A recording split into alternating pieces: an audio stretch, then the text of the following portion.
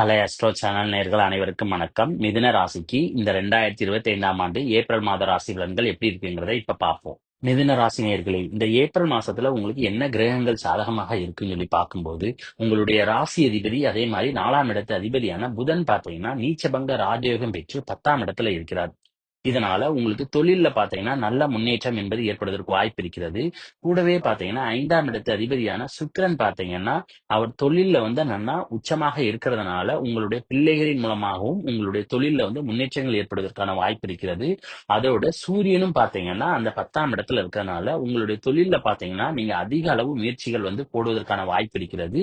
இந்த சுக்கிரன் பார்த்தீங்கன்னா உங்களுக்கு 12ஆம் இடத்து அதிபதி. அவரும் பார்த்தீங்கன்னா உங்களுடைய ராசிக்கு 10ஆம் இடத்துல இருக்கிறதுனால உங்களுக்கு தொழில்ல விரிவாக்கம் செய்வதன் மூலமாகவும் உங்களுக்கு விரை செலவுகள் ஏற்பட்டு அதன் மூலமாகவும் தொழில்ல நல்ல முன்னேற்றங்கள் ஏற்படுவதற்கான வாய்ப்பு இருக்கிறது. அதே நேரம் 12ஆம் இடத்து அதிபதியும் 10ஆம் இடத்து அதிபதியும் பரிவர்த்தனை யோகம் பெற்றிருக்கிறார். இந்த 12ஆம் இடத்து அதிபதியான சுக்கிரன் பார்த்தீங்கன்னா மாதத்தினுடைய முதல் 2 வாரங்கள்ல வக்ரமாக இருக்கிறார். இந்த வக்ரமான நேரத்துல 10ஆம் இடத்து அதிபதியோட பரிவர்த்தனை யோகம் இருக்கிறதுனால தொழில்ல பாத்தீங்கன்னா தேவையற்ற விரைய செலவுகள் அப்படிங்கிறது மாதத்தினுடைய முதல் 2 வாரங்கள்ல ஏற்படும். அதே நேரம் மாதத்தினுடைய கடைசி 2 வாரங்கள்ல பாத்தீங்கன்னா அந்த சுக்கிரன் பாத்தீங்கன்னா உச்சமாயி வக்ர நிவர்த்தி ஆகிறார். அப்ப அந்த சமயத்துல பாத்தீங்கன்னா தொழில விரிவாக்கம் செய்வதன் மூலம் உங்களுக்கு சுப விரைய செலவுகள் அப்படிங்கிறது மாதத்தினுடைய கடைசி 2 வாரங்களில் ஏற்படுவதற்கான வாய்ப்பு இருக்கிறது. அப்புறம் இந்த 4ஆம் இடத்து அதிபதியான புதன் பாத்தீங்கன்னா ராஜயோகம் பெற்று 7ஆம் பார்வையாக 4ஆம் இடத்தை பார்க்கறதுனால உங்களுக்கு வசதி வாய்ப்புகள் பெறுவதற்கான வாய்ப்பு இருக்கிறது. சுக்கிரனும் பாத்தீங்கன்னா 4ஆம் இடத்தை பார்க்கறதுனால உங்களுக்கு வண்டி வாகனங்கள் சொத்து சேர்க்கைகள் ஏற்படுவதற்கான யோகமும் இந்த காலகட்டத்தில் இருக்கிறது. சனியினுடைய 7ஆம் பார்வையானது 4ஆம் இடத்துல விழுவுறதுனால புதிதாக சொத்துக்கள் வாங்கும் போது வில்லங்கம் எதுவும் இருக்குதா அப்படிங்கறத சரிபார்த்து வாங்குவது நல்லது. ஏன்னா வில்லங்கம் ஏற்படுவதற்கான வாய்ப்பும் இருக்கிறது.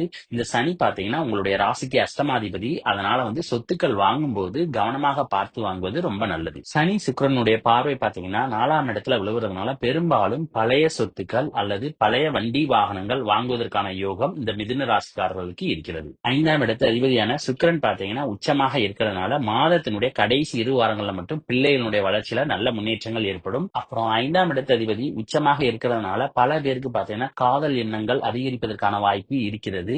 அதோட இவருடன் சனி இருக்கிறதுனால பாத்தீங்கன்னா பெரும்பாலும் வயது முதிர்ந்தவருடன் காதல் ஏற்படுவதற்கான வாய்ப்பு இருக்கிறது. கூடவே ராகு இருக்கிறதுனால பாத்தீங்கன்னா பல பேருடன் காதல் ஏற்படுவதற்கான சூழ்நிலையும் மிதுன ராசினியர்களுக்கு ஏற்படும். 5ஆம் இடத்து அதிபதியுடன் அஷ்டமாதிபதியான சனி மற்றும் ராகுவினுடைய சேர்க்கை இருக்கிறதுனால பூர்வீக சொத்துல பாத்தீங்கன்னா உங்களுக்கு தொல்லைகள் ஏற்படுவதற்கான வாய்ப்பு இருக்கிறது. குருவினுடைய 5ஆம் பார்வை பாத்தீங்கன்னா 4ஆம் இடத்துல விழுவுறதுனால வசதி வாய்ப்புகள் பாத்தீங்கன்னா மிதுன ராசினியர்களுக்கு பெருகுவதற்கான வாய்ப்பு இருக்கிறது. புதையலுக்கு சமமான யோகங்கள் பாத்தீங்கன்னா இந்த புதனினுடைய ராஜ யோகத்தினாலும் குருவினுடைய பார்வையினாலும் பாத்தீங்கன்னா மிதுன ராசினியர்களுக்கு ஏற்பட போகிறது. குருவானவர் பெரும்பாலும் தனது பார்வையின் மூலமாக நல்ல பலன்களை பாத்தீங்கன்னா அனைத்து ராசிக்கும் வழங்குவார். இருந்தாலும் இருக்கிற இடத்தை பாத்தீங்கன்னா அவர் நிச்சயம் கெடுப்பார். அப்படி பார்க்கும்போது குரு பாத்தீங்கன்னா உங்களுடைய ராசிக்கு 12ஆம் இடத்துல இருக்கிறார். இதனால உங்களுக்கு உறக்கம் கிடக்கூடிய சூழ்நிலை என்பது இந்த மாதத்தில் இருக்கிறது. அதோட 12ஆம் இடத்து அதிபதியான சுக்கிரன் பாத்தீங்கன்னா மாதத்தினுடைய முதல் 2 வாரங்கள்ல வக்ரமாக இருக்கிறார். அந்த முதல் 2 வாரங்கள்ல மட்டும் பாத்தீங்கன்னா கடுமையாக இருக்கும். அதே நேரம் மாதத்தினுடைய கடைசி 2 வாரங்கள்ல பாத்தீங்கன்னா ஓரளவுக்கு உங்களுடைய உறக்கத்துல நல்ல முன்னேற்றங்கள் ஏற்படும். குருவினுடைய 9ஆம் பார்வை உங்களுடைய ராசிக்கு 8ஆம் இடத்துல விழுவுறதுனால தீராத நோயினால அவசரப்பட்டீங்கன்னா இந்த சமயத்தில் குணமாவதற்கான வாய்ப்பு இருக்கிறது. அப்புறம் கோர்ட்டு கேஸ்ல ஏதாவது வம்பு வழக்குகள் இருந்துச்சு அப்படின்னு பாத்தீங்கன்னா அந்த சமயத்துல உங்களுடைய கேஸ்கள்ல என்னன்னா நல்ல முன்னேற்றம் ஏற்படுவதற்கான வாய்ப்பு இருக்கிறது. அப்புறம் அஷ்டமாதிபதியான சனி பாத்தீங்கன்னா ராகுவோட சேர்ந்து வக்ரம் பெற்ற சுக்கிரனோட மாதத்தினுடைய முதல் 2 வாரங்கள்ல பாத்தீங்கன்னா 10ஆம் இடத்துல இருக்கிறார். அதனால இரவு நேரங்கள்ல பாத்தீங்கன்னா வண்டி வாகனங்கள்ல செல்லும் போது கவனமாக இருக்கணும். இல்லை என்றால் விபத்துக்கு சமமான கண்டங்கள் பாத்தீங்கன்னா மாதத்தினுடைய முதல் 2 வாரங்களில் ஏற்படுவதற்கான வாய்ப்பு இருக்கிறது. அதே நேரம் குருவினுடைய அருள் பாத்தீங்கன்னா 8ஆம் இடத்துல இருக்கிறதுனால அதிலிருந்து குணமாவதற்கான வாய்ப்பும் இருக்கிறது. உங்களுடைய ராசிக்கு 6ஆம் இடத்து அதிபதியான செவ்வாய் பாத்தீங்கன்னா நீச்சமாகி உங்களுடைய ராசிக்கு 2ஆம் இடத்துல இருக்கிறதுனால வேலை பார்க்கும் இடத்துல நீங்க எதிர்பார்த்த சாதகமான சூழ்நிலை என்பது இருக்காது. அதே நேரம் மற்றவர்களுடன் பாத்தீங்கன்னா நீங்க அனுசரித்து செல்ல வேண்டும்.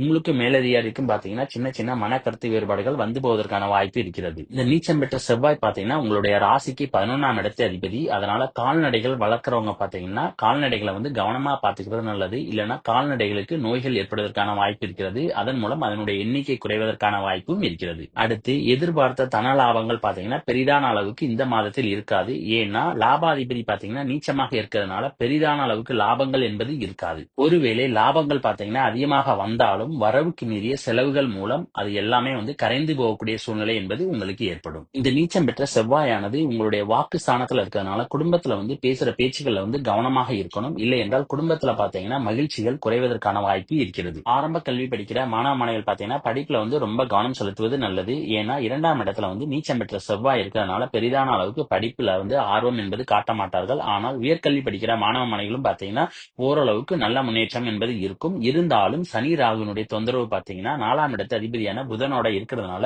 படிப்புல பாத்தீங்கன்னா உங்களுக்கு தொந்தரவுகள் என்பது இருந்து கொண்டே இருக்கும். அப்புறம் இந்த வீடியோ பிடிச்சிருந்தா லைக் பண்ணுங்க, ஷேர் பண்ணுங்க, கமெண்ட் பண்ணுங்க. மறக்காம பக்கத்துல உள்ள பெல் பட்டனை கிளிக் பண்ணுங்க. தேங்க்யூ.